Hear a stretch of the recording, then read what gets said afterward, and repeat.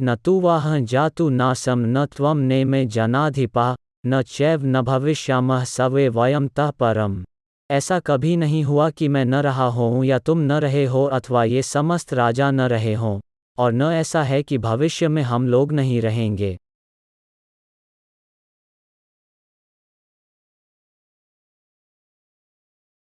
जय श्री कृष्ण।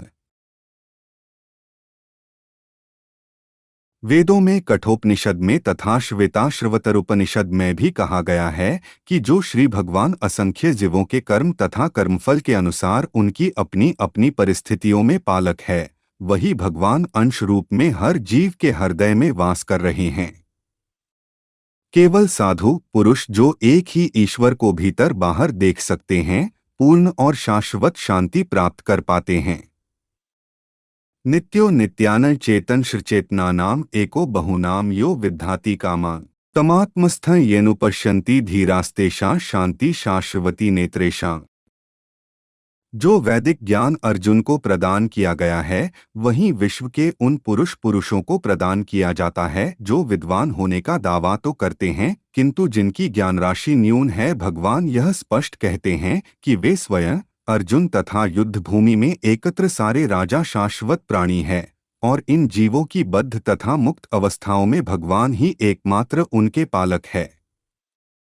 भगवान परम पुरुष है तथा भगवान का चीर संगी अर्जुन एवं वहां एकत्र सारे राजागण शाश्वत पुरुष है। ऐसा नहीं है कि ये भूतकाल में प्राणियों के रूप अलग अलग उपस्थित नहीं थे, और ऐसा भी नहीं है कि वे शाश्वत पुरुष बने नहीं रहेंगे। उनका अस्तित्व भूतकाल में था और भविष्य में भी निर्बोध रूप से बना रहेगा। अतः किसी के लिए शोक करने का कोई बात नहीं है।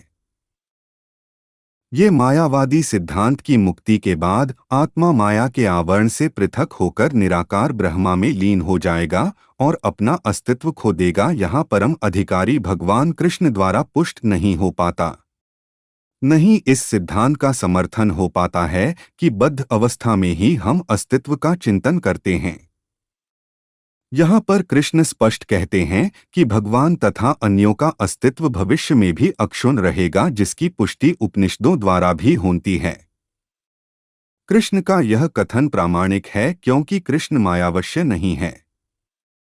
यदि अस्तित्व तथ्य न होता तो फिर कृष्ण इतना बल क्यों देते, और वह भी भविष्य के लिए।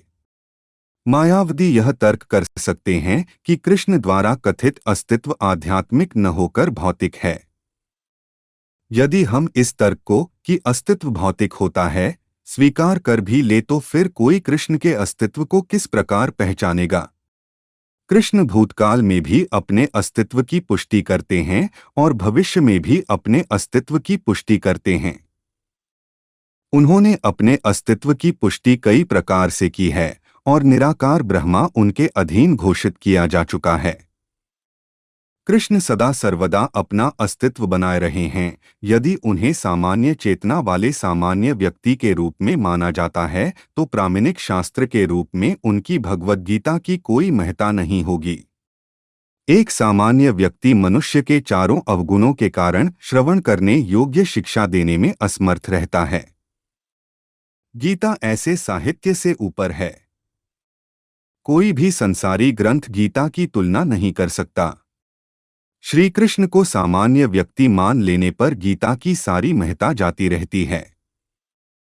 मायावादियों का तर्क है कि इस श्लोक में वर्णित द्वैत लौकिक और शरीर के लिए प्रयुक्त हुआ है, किंतु इसके पहले वाले श्लोक में ऐसी देहात्म बुद्धि की निंदा की गई है।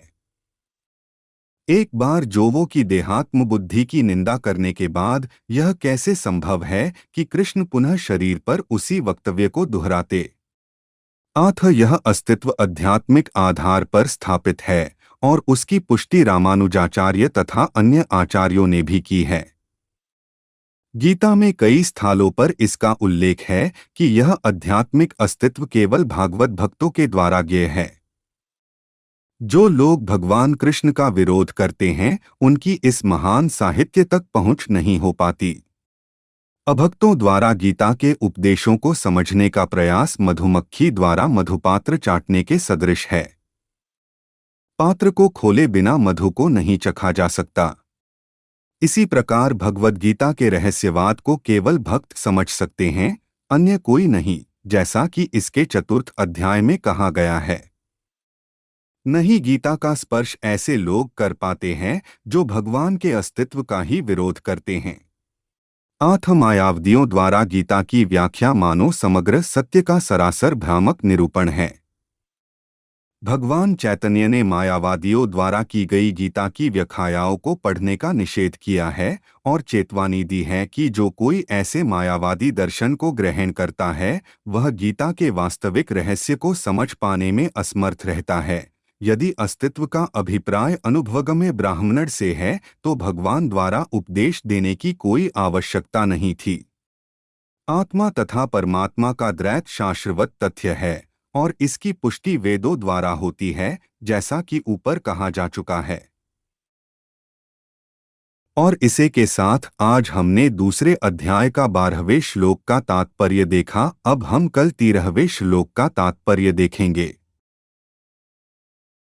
हरे कृष्ण कृष्ण कृष्ण हरे हरे, हरे राम राम राम हरे हरे।